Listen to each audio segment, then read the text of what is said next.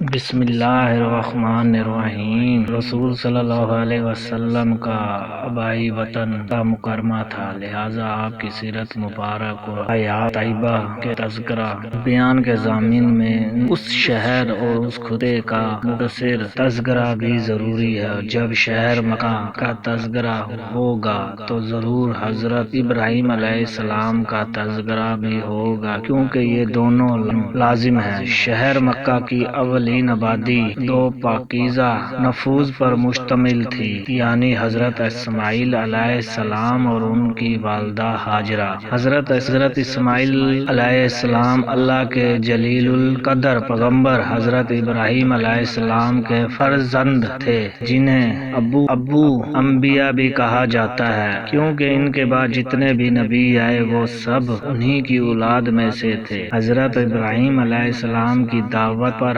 ایمان قبول کرنے والوں کی تعداد تو بہت کم تھی، یعنی صرف ان کی اہلیہ حضرت سہرہ، دوسری اہلیہ حضرت ہاجرہ، نیز بھتیجے حضرت لوط علیہ السلام، یہ کل امت تھی حضرت ابراہیم علیہ السلام کی۔ لیکن اللہ سبحانہ تعالیٰ کی طرف سے انہیں مقام و رتبہ بہت ہی بلند عطا کیا گیا اور امام الناس کا لقب عطا کیا گیا۔ قانون قدرت یہ ہے، جب کسی کو بلند مقام و رتبہ سے نوازنا مقصود ہو تو اس کے لیے آزمائشوں اور اطلاعات کا سلسلہ بھی اس قدر دشوار اور سخت ہوتا ہے۔ حضرت ابراہیم علیہ السلام کے ساتھ بھی یہی معاملہ ہوا کہ ایک طویل سلسلے سے انہیں گزرنا پڑا، اور جب حضرت ابراہیم علیہ السلام کو ان کے رب نے کئی باتوں سے آزمایا اور انہوں نے ان سب کو پورا کر دیا تو اللہ نے فرمایا، میں تمہیں لوگوں کا امام بنا دوں گا، یعنی حضرت ابراہیم علیہ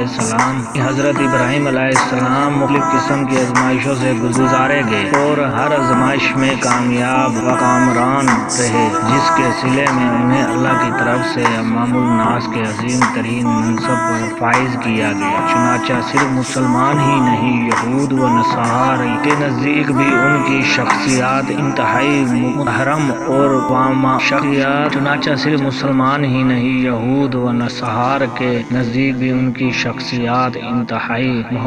اور پیش و مانی اور سمجھی جاتی ہے، حتیٰ کہ مشرقین عرب کے نزدیک بھی وہ واجب الاحترام تھے۔ ان کی اپنی امت اور اپنے پیروکار مخصصین افراد ہی تھے اس طرح، اور وہ ابراہیم جنہوں نے وفا کی، یعنی حضرت ابراہیم علیہ السلام نے اللہ کے ساتھ کیے گئے تمام وعدے وفا کیے اور ہر آزمائش میں ثابت قدم رہے۔ حضرت ابراہیم علیہ السلام کے لیے آزمائشوں کے طویل سفر کی ابتدا تو خود ان کے گھر سے ہی ہو گئی تھی، جب خود ان کے مشرک باپ آزار نے انہیں گھر سے نکال دیا تھا۔ اس کے بعد انہیں اپنا وطن چھوڑنا پڑا اور ہجرت کی نوبت آئی۔ پھر آگ میں ڈالے گئے آزمائشوں کے اس سلسلے کے دوران آپ علیہ السلام کا اپنی اہلیہ محترمہ حضرت سہرہ کے ہمراہ ایک ایسے علاقے سے گزر ہوا جہاں ایک بدکار اور ظالم انسان کی حکمرانی تھی۔ اس نے اپنے کرندے چھوڑ رکھے تھے، جس کے ذمہ یہ کام تھا کہ اس علاقے سے گزرنے والے مسافر اور قافلوں پر نظر رکھے۔ اگر کبھی کسی قافلے میں کوئی خوبصورت عورت نظر آئے تو وہ اسے زبردستی اغوا کر لے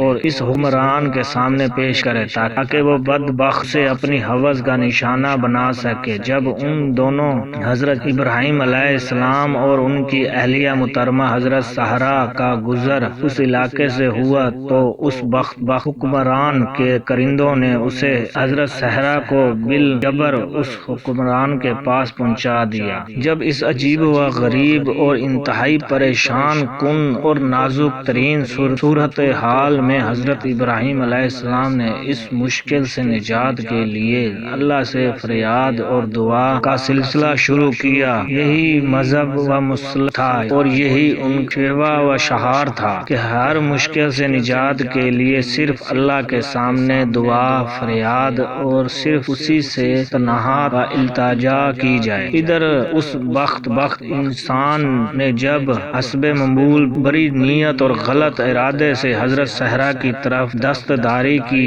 جس پر اس کا ہاتھ شل ہو گیا، جس پر اسے کچھ اندازہ ہوا کہ شاید یہ کوئی بزرگ خاتون ہے، اس لیے اس کی طرف دستداری کی وجہ سے مجھے یہ سزا ملی ہے، لہذا اس نے اس سے کہا کہ میں وعدہ کرتا ہوں دوبارہ ایسی حرکت نہیں کروں گا، آپ میرے لیے دعا کیجیے تاکہ میرا ہاتھ ٹھیک ہو جائے۔ حضرت صحرا نے اس کے لیے دعا کی جس کے نتیجے میں اس کا ہاتھ ٹھیک ہو گیا، مگر فوراً ہی اس نے پھر وہی حرکت کی اور پھر اس کا ہاتھ مفلوج اور شل ہو گیا، اور اب دوبارہ اس نے منت سماجی خواہش مند شروع کی کہ میرے لیے دعا کیجیے، اور یہ کہا کہ اب میں ایسی حرکت ہرگز نہیں کروں گا۔ حضرت صحرا نے دوبارہ دعا کی جس پر اس کا ہاتھ درست ہو گیا، مگر اب پھر اس نے وہی حرکت کی اور پھر وہی ہوا۔ یوں 3 بار یہی صورتحال پیش ہے، تب اسے یقین آیا کہ یہ تو واقع کوئی بہت ہی عظیم ترین اور پہنچی ہوئی خاتون ہے، اور اس نے سچی توبہ کی اور خوب منت سماجت کی۔ تب حضرت صحرا کی دعا کے نتیجے میں اس کا ہاتھ درست ہوا، تو اس نے نہ صرف یہ کہ حضرت صحرا کو آزاد کر دیا اور جانے کی اجازت دی، بلکہ ایک کنیز بھی بطور ہدیہ پیش کی اور خدمت کی عرض سے اسے بھی اس کے ہمراہ روانہ کیا۔ اس کنیز کا نام ہاجرہ تھا۔ چنانچہ حضرت ابراہیم علیہ السلام اس وقت بے اولاد اور کافی عمر رسیدہ بھی ہو چکے تھے، جس کا حضرت صحرا کو بہت قلق اور رنج تھا، اس لیے حضرت صحرا نے اپنے شوہر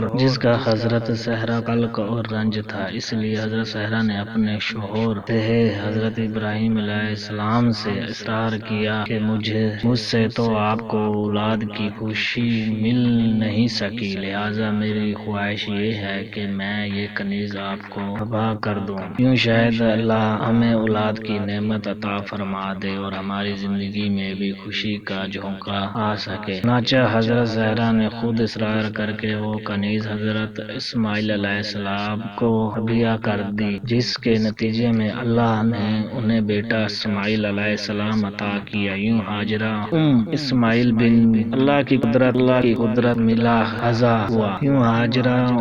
اسماعیل بن گئے۔ حضرت صحرا سے بھی بیٹے یعنی اسحاق علیہ السلام کی ولادت ہوئی، لیکن اس سے قبل جب حضرت صحرا بے اولاد تھی، جب کہ حضرت ہاجرہ کے ہاں بیٹے کی ولادت ہو چکی تھی، یہ ایسی صورتحال تھی کہ جس کی وجہ سے حضرت ابراہیم علیہ السلام خود اپنے گھر میں ہی بڑی آزمائش کا شکار ہو کر رہ گئے، اور صورتحال اس قدر بگڑی کہ بالآخر حضرت صحرا نے یہ اصرار کیا کہ ہاجرہ اور اسماعیل کو ان سے دور کر دیا جائے، جس پر حضرت ابراہیم علیہ السلام نے ان دونوں کو حضرت صحرا سے الگ کیے دور اور بسنے کا فیصلہ کیا۔ چنانچہ وہ ان دونوں کو لیے ہوئے اس وقت اپنی جائے اقامت یعنی فلسطین سے روانہ ہوئے، اور پہاڑوں میدانوں میں مسلسل سفر کرتے ہوئے آخر ایک ویران و سنسان مقام پر پہنچ کر رک گئے۔ حضرت ہاجرہ اپنے شیر خور بیٹے اسماعیل کو گود میں لیے ہوئے زمین پر بیٹھ گئی، جب کہ حضرت ابراہیم علیہ السلام ابھی بیٹھے بھی نہیں تھے کہ کھڑے کھڑے اچانک مڑے اور واپس چل دیے۔ حضرت ہاجرہ نے پوچھا کہ کہاں چل دیے آپ، مگر شوہر کی طرف سے کوئی جواب نہیں ملا۔ دوبارہ پوچھا کہ ہمیں یہاں اس ویرانے میں چھوڑ کر آپ کہاں چلے جا رہے ہیں، مگر اس بار بھی کوئی جواب نہیں۔ آخر تیسری بار پوچھا کیا آپ کو اللہ نے یہ حکم دیا؟ تب حضرت ابراہیم علیہ السلام رک گئے، پلٹ کر پیچھے دیکھا اور فرمایا ہاں۔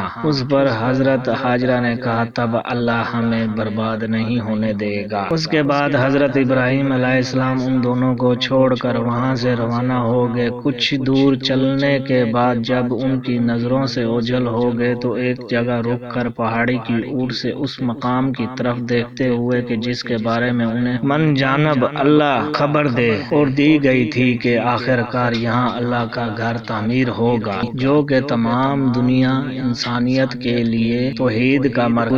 مرکز اور رشد و ہدایت کا مغبہ قرار پائے گا۔ خوب گڑ گڑا کر اللہ سے دعا و سماجت میں مشغول ہو گئے۔ پوری دعا اس کے بعد اس دعا میں حضرت ابراہیم علیہ السلام نے اللہ سے اپنی اولاد کے لیے دین و دنیا کی صلاح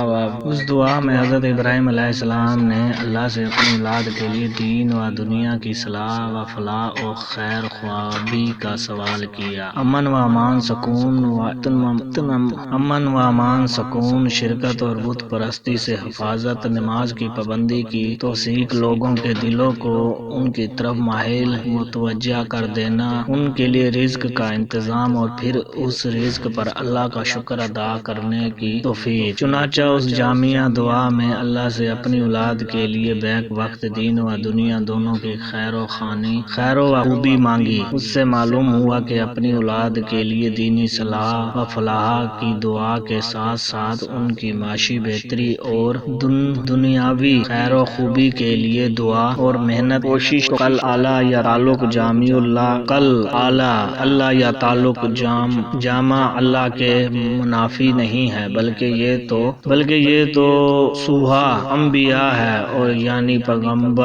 پیغمبرانہ خامت و حسن انتظام کی مثال ہے کہ ایک پہلو کی روایات ہے کہ وقت دوسرا پہلو کبھی نظر انداز نہیں ہو۔ چنانچہ اس موقع پر حضرت ابراہیم علیہ السلام کے حکم کی تحمیل میں اپنے اہل و عیال کو اس ویران و سنسان مقام پر چھوڑ کر وہاں سے روانہ ہو گئے، اور یوں حضرت ہاجرہ شہر اور بیٹا اسماعیل ان کی نظر سے اوجھل تو ضرور ہو گئے، لیکن وہ ان کی رعایت اور نگہبانی اور ان کے لیے فکر مندی کے فرضے سے غافل ہرگز نہیں ہوئے، اور خوب گر گرا کر اللہ سے ان کے لیے یوں دعا فریاد کی: اے ہمارے پروردگار، میں نے اپنی کچھ اولاد اس بے کھیتی کی وادی میں تیرے حرمت والے گھر کے پاس بسائی ہے، اسے ہمارے پروردگار کے لیے وہ نماز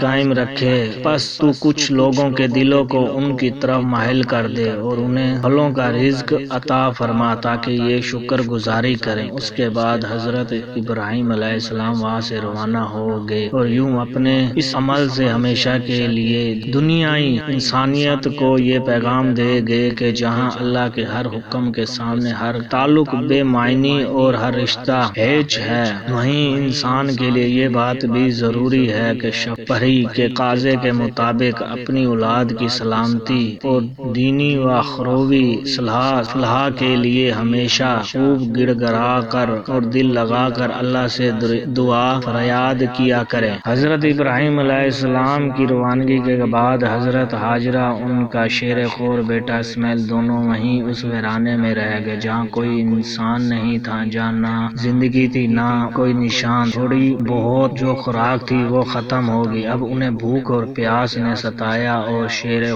خور بچے نے بری طرح رونا اور بلکانا شروع کر دیا۔ حضرت ہاجرہ اس ویرانے میں حیران و پریشان پانی کی تلاش میں ادھر ادھر نظریں دوڑانے لگی، قریب ہی ایک ٹیلا نظر آیا، اس سے خیال سے اس کے اوپر چڑھ گئی کہ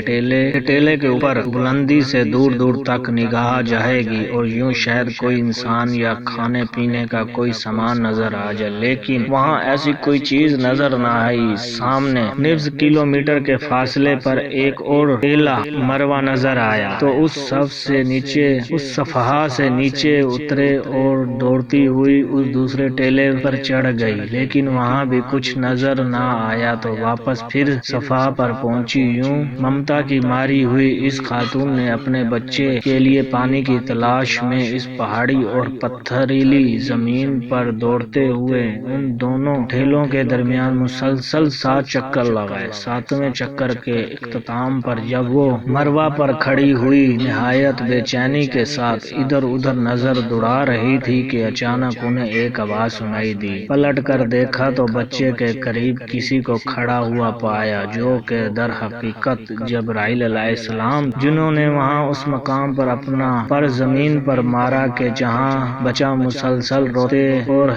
بلکھاتے ہوئے اپنی ایڑیاں رگڑ رہا تھا، تب اللہ کے حکم سے اس سنگھال اور پتھریلی زمین میں زمزم کا چشمہ پھوٹ پڑا۔ یوں حضرت ہاجرہ اور ان کے شیر خور جگر حضرت اسماعیل علیہ السلام کے لیے من جانب اللہ وہاں زندگی بسر کرنے کا انتظام کر دیا گیا، اور یوں یہ دونوں ماں بیٹا مستقل طور پر اسی جگہ قیام پذیر ہو گئے۔ لہٰذا یہی دونوں نفوس قدیسہ ہی اس مقدس ترین باقیہ زمین یعنی شہر مکہ کے اولین مکین تھی۔ وقت کا پہیہ چلتا رہا۔ ایک روز ملک یمن سے تعلق رکھنے والے قبیلہ بنو جرہم کا ایک قافلہ جب وہاں سے گزر رہا تھا، انہوں نے اچانک وہاں ایک پرندہ اڑتا ہوا دیکھا جس پر انہیں حیرت بھی بھی ہوئی اور مسرت بھی، کیونکہ یہ اس بات کی علامت تھی کہ یہاں قریب و جوڑ میں کہیں پانی موجود ہے،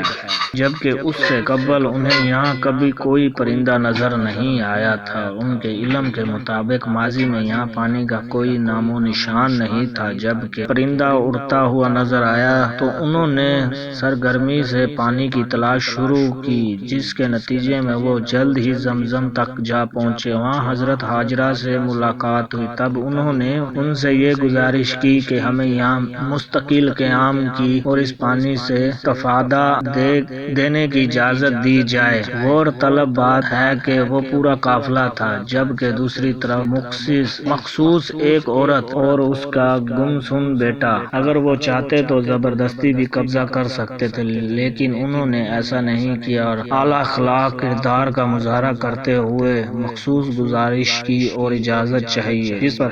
جس پر حضرت حاجرہ نے انہیں اس شرط پر اجازت دی کہ وہ اس پانی سے استفادہ تو کریں، لیکن اس پر ان کا کوئی حق ملکیت نہیں ہوگی اور یہ حق بستور خود ان کے پاس ہی رہے گی۔ چنانچہ اس شرط کو قبول کرتے ہوئے وہ لوگ مستقل وہیں آباد ہو گئے اور یوں مکہ کی آبادی بڑھتی گئی، حتیٰ کہ حضرت اسماعیل علیہ السلام جو ان کے ہو گئے اور ان کی والدہ نے ان کی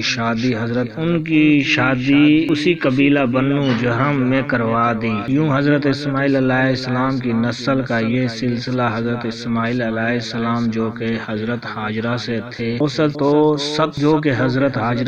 تھے کہ توست سے مکہ مکرمہ میں بڑھتا چلا گیا۔ جب دوسری طرف فلسطین میں حضرت ابراہیم علیہ السلام کی نسل حضرت اسحاق جو حضرت سارہ سے تھے توست سے مسلسل بڑھتی چلی گئی اور آخر یہی لوگ بنی اسرائیل کہلائے گئے۔